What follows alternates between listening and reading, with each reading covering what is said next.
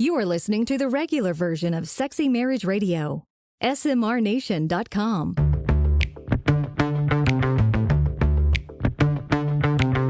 You've turned on Sexy Marriage Radio, where the best sex happens in the marriage bed. Here's your host, Dr. Corey Allan. So we regularly hear from people in the SMR Nation. True. They help ask the questions of where we're going to go, what we're going to cover. They join us on the Nation's platform at my.smrnation.com. They call in 214-702-9565. And now recently they're jumping in droves on Instagram and TikTok. That's right. With questions and comments because we are regularly having interactions there. Last week's episode, which was spurred by the rapid fire and got a rave reviews. Good. Good. I love to hear it. The feedback that we got just because of the amount of information we were able to cover, I think. Right. And I hope that spreads well just because we want a positive message spread out there to just a broad reach of people. Absolutely. They need good, healthy source to ask these questions. And one of the fun things about Sexy Marriage Radio and doing this for so long, because I've been a part of every episode. Yes, you have. You're an addition from the last 2.5 years. An addition to my life coming up on 28 years ago. Yes. Happy anniversary almost. Almost. By the way, I'm getting ahead of the game in that one. Month away. But this email came in because of the differences in the way you and I are. Right, because me being the marriage and family therapist, in case people aren't familiar with Sexy Marriage Radio, and you being my wife, but also by profession a tax accountant. The CPA, I like those credentials. I'm just saying. Thank you, and you worked hard for those suckers. I remember all the time of studying. You worked hard for your PhD. I worked hard for my CPA. This came in the inbox at feedback@sexymarriageradio.com not too long ago regarding episode 511, which was the episode where one of the segments we talked about is how can you be confident in the big dog at work, but yet not at home? Okay, right? You good have question. A confidence issue at home, right? Yes. And so this is from a husband that says, I had to email this before I forget, regarding episode 511, and the concept of being the guy that snores, burps, etc. at home, but is the big dog at work. One of the reasons we all love Pam being on the show, there are those priceless times when you say some deep PhD-ish thing, and Pam's response is something like, I don't know about that. Y'all are awesome. Keep up the great work. Well, you're welcome. And that's what we want to try to do here is talk through life and marriage and sex in an informed way to help frame conversations, but also to be real. And to be honest, and to let our lives come through, to a degree. But just because we're all in this together, if we're trying to do better in marriage, we can all learn from each other. We are, and if you're new to the show, I'm the one that needs it dumbed down. So I'm the one that says the reason I'm saying I don't know about that. It's usually because it's like, I don't get it. And I can easily get in theory and academic speak. I will totally admit it. And so that's where the magic happens when we can really try to hone a message that helps people in real life make whatever they listen to in the show apply to their relationship. Right. Because that's what we're all about. Yep. So coming up on today's regular free version and, incidentally, the extended version, because this is one of those times where we're going to put it all together and give everybody access to the whole show. Okay.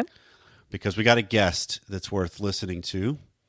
And so to lead off what's going to be dropping here in just a second in the show, babe, I'll lead with his question. So tell me about the last time you had sex. I'll fill you in detail if you'd like. Oh, well, that little bit. Maybe not on the show. That just got personal because that involves me. So, yes, it does. No, this is Dr. Ian Kerner in a conversation that I had with him. He's been on before in the archives. He joined us with regarding his book, She Comes First, which is bestseller, widely popular, especially among the marriage and the sex therapy circles.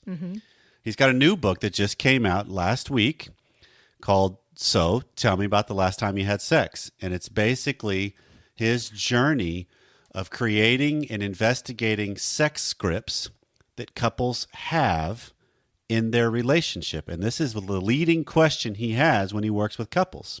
Great title. And so they jump right in, right out the gate, and start uncovering what can you discover from the way things happen, from who I am, what I hope would happen, what doesn't happen, how long it happens, because you got two different worlds colliding in a sexual encounter. And he starts to unpack it all. And they are scripts. We all get into the script, right? Absolutely. But it also can touch on so much deeper than just what we do or don't do. Because he's really interested in the erotic and the energy and the connections that we can have too. And so it's a fabulous conversation that's worth everybody hearing. I have to add an addendum to this, though, because Dr. Ian Kerner works with all kinds as far as his clientele. His book, which I've read almost all of it, covers all kinds in the case studies. And so he's not coming at it from a Christian lens. Yeah. But we here at Sexy Marriage Radio, if it's good data, we're going to let adults be adults in how they unpack it, or if they choose to not listen to this episode, totally okay. Or if they don't want to get his book, totally up to them. I recommend it because it's good information. Yeah. But it is adult content that's not just heterosexual marriages. Gotcha. And so I want to add that and let everybody make informed choices. Okay. Because this episode, while the whole thing is available to everybody, the content is fantastic. And in the future, if you're interested in the extended content, you would subscribe at smrnation.com/SMR Academy. That's where you get longer conversations and there's no ads. But all that's coming up on today's show. Well, it's a privilege to welcome back Ian Kerner. Dr. Ian Kerner, let's be official, and then we'll go casual, because that's kind of the way a lot of the conversations seem to go, Ian. But Ian is a licensed psychotherapist, nationally recognized sexuality therapist, has a book, She Comes First, highly recommend. But you also have a new book coming up. At the state of this recording, by the time this is airing, it'll already be out. But that's where we're going to go. So, Ian, I'm honored to have you back on the air with me again. Well, I'm happy to be here, Corey, and happy to talk about stuff. All right. So, Ian, I'm going to start this off with the title of your book, because I think it's a great way to start off a session and a book and a show. So, tell me about the last time that you had sex. Where did that line come from? Okay, Corey. So yeah, the book is called So Tell Me About the Last Time You Had Sex. And here's the interesting thing. A lot of people go to therapy. A lot of people go to couples therapy. But when couples go to sex therapy, very often they are talking about stuff that they have lived with inside of themselves for weeks, months, years, even into previous relationships and then their history. So by the time, it's kind of like going to a dentist with a really bad toothache. Like, you just need to get some relief from the pain. Okay. Right? So in the first session, I really want to do that. I want to give people some pain relief. So okay. I get that I don't have a ton of time, and I want them to leave feeling positive and on the path to healing. So I've developed sort of what I call like a sex in action approach, and literally I'm like, I want to talk about sex in action. So that's where that question, so tell me about the last time you had sex, comes in, because every sexual event is a story. It has a beginning, a middle, and an end. It's a sequence of interactions that are psychological, that are physical, that are emotional. And generally, so that sort of creates what I call the sex script, right? Like a sexual event has a sex script to it. And I think that for many couples, their sex scripts are reinforcing the problems they came in with, right? I would agree. Right? Like, they're having a sex problem, and it comes down to something about the way that they're having sex, right? So my job is to sort of help them rewrite the sex script. And I want them leaving the first session with a homework assignment that already starts to target that first part of the sex script that needs to be rewritten. So that's why I ask them to tell me about the last time they had sex. It's a simple question, but I'm actually looking at that event and that script through multiple lenses. No, it's an actionable question. That's what I love most about it. And then the other thing I love about it is, this is something I've kind of landed on lately, that is a phrase from Dr. Schnarch, that he talked about. Most of the issues that we face in marriage, for sure, and then for sure in sex, aren't what's missing. We seem to focus on what's missing. It's actually what's present that's the issue, right? And so that's the way to get to this, of just like, let's look at what's going on, because that's part of the problem. It's what's present. That's right. And what's amazing is, like, as people are describing a sexual event, I mean, you hear everything, who initiated, who did it, how did they get aroused? But also, when there's an issue, sometimes someone will say, yeah, like, oh, I don't like that, or I don't like the way they do that, or I wish we could do this. And it actually goes back to something in their history. Yep. So if I'm looking for history, it'll come into the room. I don't need to like have a fishing pole and go looking for it. Right. You don't have to dig. Yeah, you don't have to dig, because it's there. It's coming, and it'll come out. I mean, that's the way you even frame it in the book, is the idea of the main floor and the basement. That's right. It's just, there's a lot of things going on down there. Right. And just to be clear about that, I talk about sort of relationships like a house, in terms of most of the time we're living on the main floor of life, right? Where we're eating, we're dealing with our kids, we're dealing with our taxes, our jobs, our homework, our in-laws, our bosses. If we get to have sex, wow, we are lucky up on that main floor of life, because you're going to wake up tomorrow and the whole thing's going to start all over again. Yep. So the main floor of life is busy. It's where we live. But there's also a basement. And in that basement, there's more of our primary or vulnerable emotions, the things that aren't so safe to experience on the main floor. Right up on the main floor, we might be frustrated or angry. Down in the basement, we're actually sad or feel neglected, and we put stuff down in that basement. And like a basement, sometimes something from 2021 might be in a box right next to something from 1980, like absolutely isn't the same chronological order. So I definitely talk about sort of knowing when we're in that vulnerable underground space. No, and that's good, because that helps people.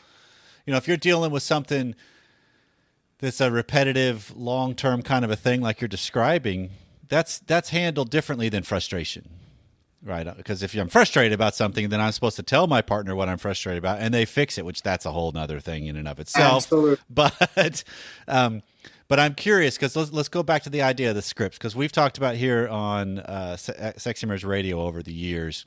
I jokingly will make the comment that most couples that are married couples that have been doing this thing with the same partner for a long time, we really kind of land on 2, maybe 3 scripts. And I mean that as the acts of what we do to get the task done, and everybody plays their role, and as long as you stay in your lane, everything's good. But one of you gets bored, one of you's frustrated eventually. And so I'm hearing that plus more when you're talking about getting a sex script. What do we learn from when we look at how we do this? Sure. So first of all, you're right. Couples tend to have 1, 2, 3 sex scripts. Sometimes it's just one, especially if it's working, 1 or 2 scripts. And, and that's what they use to go on that, sort of pleasure trip together. It's when a partner is being left behind, or a partner's not enjoying the pleasure in the same way. That's when scripts need to be rewritten. And some couples, unfortunately, from the beginning of their relationships, have had sex scripts that aren't really working. Right. And so when one or both partners have built up, a level of anger, maybe the pleasure isn't equally experienced, or maybe their personalities, right? We have personalities, right? Yeah. And including in sex, we have sexual personalities. So maybe our personalities aren't always feel so compatible. So, at a certain level, we're talking about creating a script that works. And I don't have any problem with repeating something that works. So, like if you can get to that level of like, hey, this is like eating great comfort food. I know it's always going to taste good. I'm always looking forward to it, more power to you. I love the idea of a sex script that works. But I don't like the idea of a sex script that doesn't work. And very often, the reason why sex scripts aren't working, in a way, if you look at a sex script, you could just say, oh, it's a sequence of behaviors. He touches my shoulder, and I know that means it's time. And I do this, and then we do that, and then we're above the waist, then we're below the waist, and then we're doing right. Like you could reduce it to just a sequence of behaviors. Yep. And look, there may be something about those behaviors that need to be expanded or resequenced. I do have to say that a lot of couples that I work with, married, monogamous couples, sometimes place a little too much emphasis on one behavior over other behaviors. Okay. But there's another thing about what about the erotic life of a sex script, right? Like we don't just want sex scripts that are purely sequences of behaviors, because then that could start to become boring. Yeah. Yeah. That's where the monotony comes in, right? Because then it's just, for the lack of a better simplification, tab A, slot B, that's the point. And that sex is so much more than that. And then you're even touching here on the depth of other realms of us and our existence, not only individually, but together. That's right. That's right. We want expansion. We want experience. We want different things out of sex at different times. Sometimes we may really want to feel like we're making love. Sometimes we might want to feel like we're having fun. Sometimes we might want to feel like we're using our imaginations in some kind of creative way, right? You name it. Sex needs to have a number of different experiences. And so I do emphasize sex scripts that have different sort of psychological meanings to that. Okay. And I talk a lot about, people not just having the physical behaviors, but really having psychological arousal. There are women who can, fantasize their way to orgasm. Right. There are men who can become, very visibly aroused without ever touching themselves, just listening, reading, fantasizing, watching, right? So that's the power of psychological stimulation to create physical arousal. And is your experience then, because I'm curious on this, because this is something I keep running into as well, is your experience then when we say on the outset we want those to overlap more, right? The physical and the psychological. But a lot of times it seems like one will shut down the other in people. And maybe this is where the scripts start to come into play, because there's deeper things in there that mean I can still I have the psychological really rolling and the erotic is kind of there, but something happens where we reach a point and then I just kind of shut that down and the physical just takes over and I get the job done and I move on and I miss what it could have been. Yeah. Yeah. Well, I think, I think we don't really know how to talk to each other about sex. We don't know how to give each other insight into what we want and desire. But, there's an aspect of play to sexuality. There's an aspect of being comfortable in a state of play. And you watch kids in a playground and they got some kind of make-believe game going and they're totally inhabiting the characters and they're in it and present and they're in that kind of flow state. And somehow we stop playing like that, or those muscles don't really get used, So in the end, I think it's easier to rely on the physical because that's where we can express ourselves. We don't really have the language to express ourselves, psychologically. And in the beginning of a relationship, especially if we're picked somebody we're really in love with, are in love with, there's so much newness and novelty just fueling the relationship in that phase. We're kind of just relying on the unknown and the unpredictability of each other and getting to know each other. But once we really sort of know everything about somebody, where does that excitement come from? Right, especially when what you start knowing about them, you don't like some of what you start knowing about them. I think that starts to make the complexity of married life different. Absolutely. That's sometimes why I like to also in the book, I sometimes talk about sort of like feeling like Sherlock Holmes, I feel like because couples often come in knowing what's wrong, but they don't know why something is wrong, or the why is complex. It could be, as you just said, something relational, like I don't particularly like this person, or during COVID, I'm living on top of this person, or this person never takes off their pajamas, right? There could be something relational, but it could also be psychological, my self-esteem. I'm not feeling great about myself right now, or something physical. Like I haven't been exercising or eating in a way to support sexual health, or I'm taking a medication. So there's lots of things that get in the way of us sort of expressing our sexual selves. So then would it be fair to say one thought from your experience and using the label of being Sherlock Holmes and the way you go about it, that maybe we all need to start to become more Sherlock Holmes on our own journey? I think so. We need to be able to take a little more of a magnifying glass to ourselves, to our sex life, to our partner. And I guess even in just having this conversation, what does that mean? It means bringing something close to you, right? Bringing something near experience if I'm looking through that magnifying lens, if I'm like Sherlock Holmes. It also means being curious, right? Yes. Not being judgmental, but you're looking and you're curious. You don't know what you're going to find, but you're interested. You might have an idea, but you really don't know. So I think being able to go near experience and be curious are very important. Yeah, and I'm sitting here thinking, Ian, of how courageous that is for some people, just because this is stuff they don't ever really want to explore, but the fact that they maybe will is courageous, because we've been raised, at least if you've been raised under the Christian umbrella or some of the more dogmenting kind of religions, then you're raised with a little bit of this.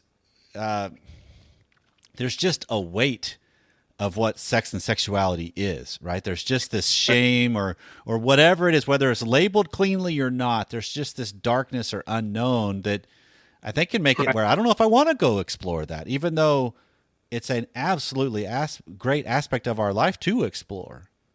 Right. Well, I think you said something interesting, which is just that we bring a heaviness to sex very often. It could be the heaviness of how we conceptualize sex. It could be the heaviness of the baggage we're bringing, or the shame.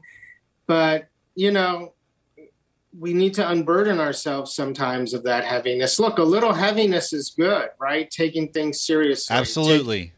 Taking our vows seriously, taking what's happening in our marriage bed seriously. I like that kind of heaviness, but there also needs to be some lightness. There needs to be some fun, some expansion, some adventure, some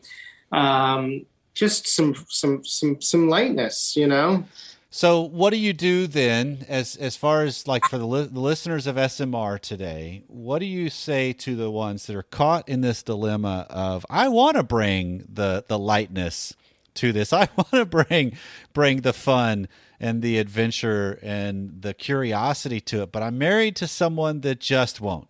They don't even want to. So how do you kind of pivot? Obviously, they're not sitting in front of you, so it's kind of harder to actually unpack it, but how do you pivot that based on what you keep coming across? Yeah, so in that first session, in addition to learning about a problem, in addition to hearing about the last time last time the couple had sex, I'll also ask them a question, which is, so if we're going to work together for a couple of months here, or a few months, and we're going to get on the other side of this, and we're going to meet every couple of weeks with some homework in between, and we're going to solve this problem, what does that look like? What is solving the problem? What does better look like? So first thing that happens is they're taking something that was framed as a problem, and they're now seeing it from a solutions-oriented perspective. But then, me being a good sex therapist, I'll push it a little bit. I'll try and raise the temperature in the room a little bit and turn that solution into a little bit of a fantasy, because that's the power of sexual language, right? Okay. That solution is wanting to be kissed in a certain way, wanting to play in a certain way, wanting to, do something in a certain way. And so I'm starting to hear their fantasies. And so really couples in the room who have come in sometimes very negative and very fatalistic or hopeless are really sharing a fantasy of what they want from the other person. And that's enticing. That's arousing. That can be hot, you know? and who doesn't want to enjoy some of that heat? Well, I hope so, because there's also something that could, even something like that can be from the other person's perspective. Like, I had no idea. I mean, because it could be like you talked about at the very beginning of today. What's going on buried in the script and what we do is likely the problem, because I'm actually creating the dynamic or the system that's keeping whatever it is I'm hoping for possibly at bay, because I haven't really looked at it on, wait, but when I keep doing that, that creates the likelihood I'm not going to get what I say I think I really want. Yeah, no, I think that's sort of, I think that is the sort of the essence of the book, is having that willingness in a way. You know, Corey, what I always say is, like, when I give couples homework, I always say, like, I know that when Friday night comes around and you've decided to do this homework, you might not want to do it. You might not have desire, right? But if you have willingness, if you even have an incremental level of willingness, then you can show up, because it's important and because you're willing to do it. So you don't have to have desire, but you do have to have willingness. So if that couple's sitting in front of me and one couple really has a lot of willingness and one partner doesn't, as long as that other partner has some portion of willingness, I can work with that. Yeah, we can frame a step around that. That's still movement. It's when someone has no willingness, you know? Yeah. Yeah. Well, but even that's a move that's making it present. Now you got to figure out within the relationship, okay, this is what's actually present. This is what's going on. So now we got to face it for what it really is, not keep just hoping. That's right. That's right. Okay. So I'm also curious, because one of the things I love about the way you have framed this is when you talk about working with people, you give them homework, and even throughout the book, you give them, there's plenty of homework. It's almost like working with you without working with you, if you really wanted to get serious and go through the process with you in this.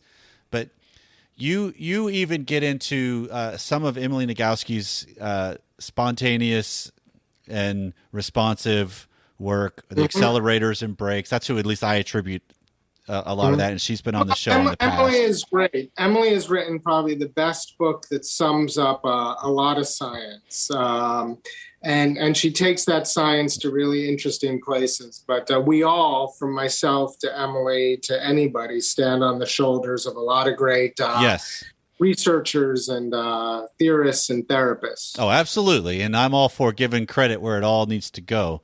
But you did a good way of framing that idea of spontaneous and responsive. Right. So can you kind of walk through that? Because I think that helps. I've framed things in higher desire or lower desire, because that's in a relational context. But this even gets further into the person.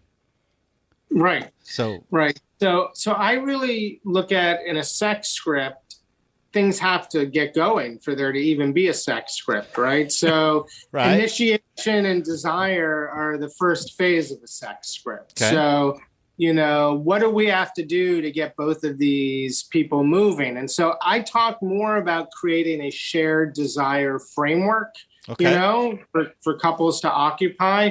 And I talk about the challenges of that. And this is where, the dual control model, the idea of accelerators and brakes, and certainly the idea of spontaneous and responsive desire comes into play, because very likely there could be a partner in the relationship who can very quickly metabolize a sexual cue. What do I mean by that? Oh, my sexy partner just, came out of the shower in a towel and looks really cute right now. Yeah, I'm really digging wet hair. That's a good thing. Right. Yep.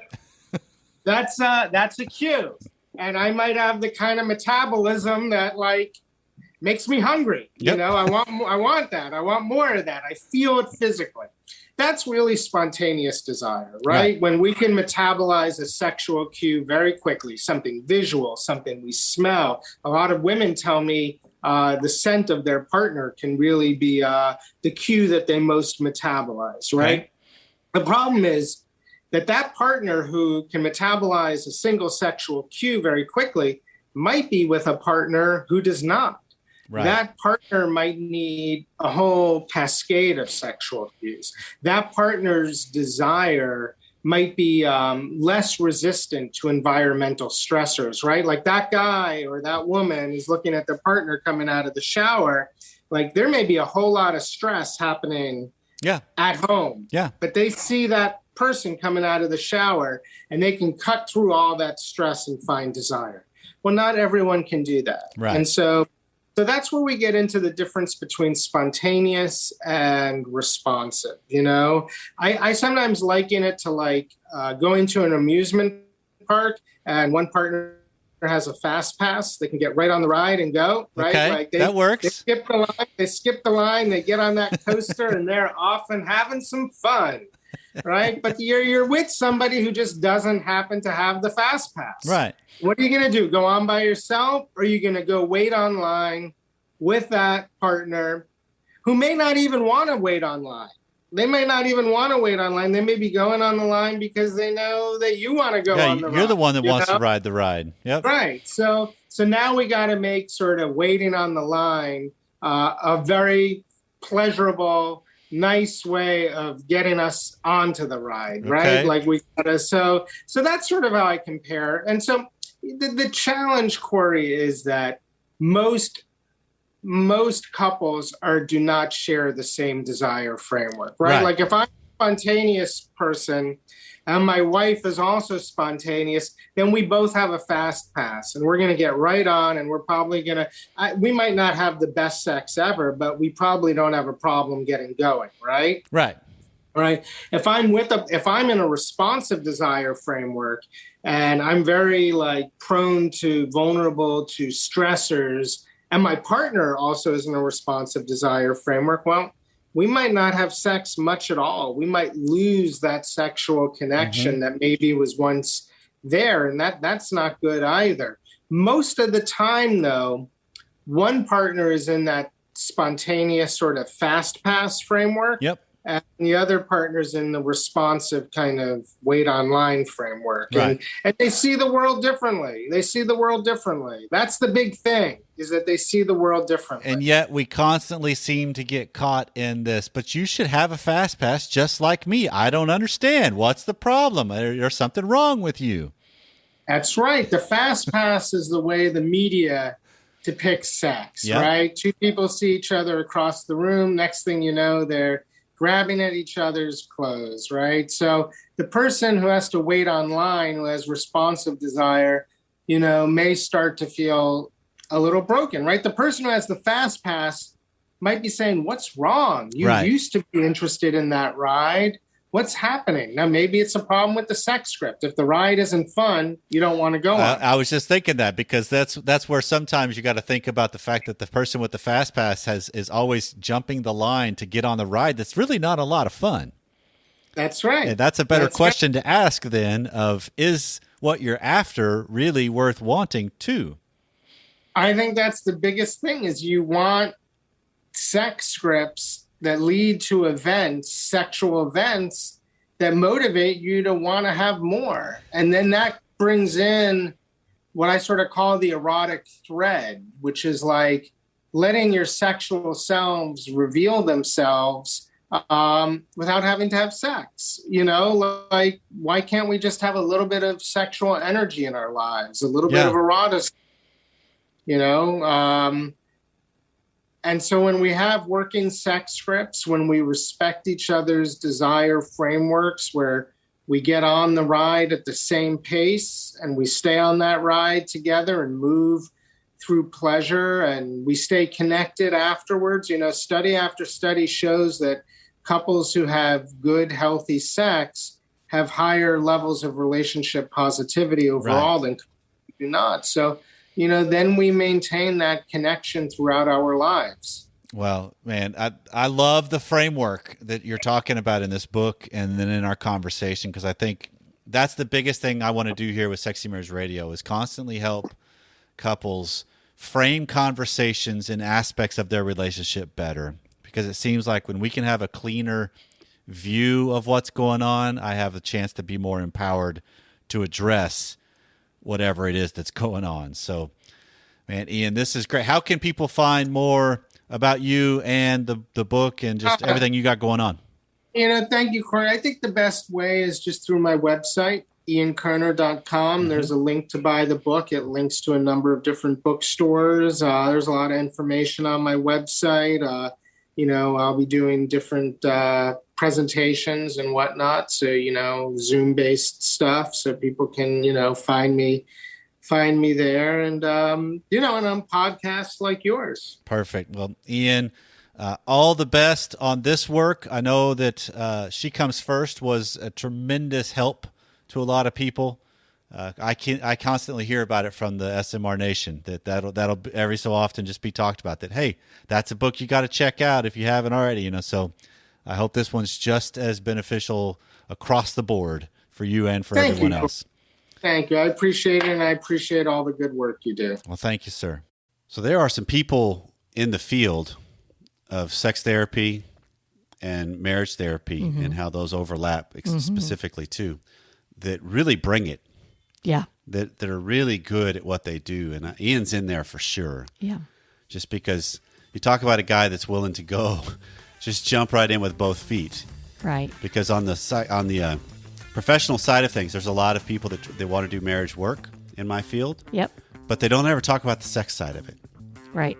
Which there's an element of that I can understand. But there's also, man, you're missing so much data. Right. And so much because they all feed off of each other. Well, we have the saying here of how you do life is how you do sex, and how you'll do sex is how you'll do life. Right. And those two are interchangeable. So if I can unpack and explore one, I'll learn about the other. Right. Well, this has been Sexy Marriage Radio. If this spurred some conversations or some thoughts for you, let us know. Feedback at sexymarriageradio.com, 214-702-9565. Whatever you've been doing as you've listened to this show, thank you for hanging out with us. We'll see you next time.